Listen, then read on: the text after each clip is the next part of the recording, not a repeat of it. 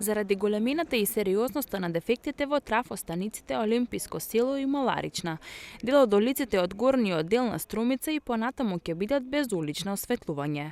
Како што информира од јавното предпријатие паркиралиште, проблемите со трафостаниците се уште не се целосно санирани, а процесот го отежнуваат временските неприлики, конкретно ветрот кој дува. Првиот човек на паркиралиште не ја исклучува можноста некои од улиците во наредните часови да добијат дел од уличното осветлување. Како што објавивме во текот на вчерашниот ден, без улично осветлување се улиците Крушевска република, Пети ноември, Димитар Влахов и Линденска, Плачковица, Славчо Стојменски и Бетовенова.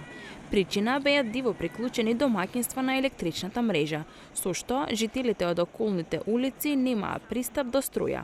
А вториот проблем е на трафостаницата Маларична, каде непознати лица насилно влегле и намерно предизвикале дефект на делот за улично осветлување, со што било изгорено и уништено електрично броило.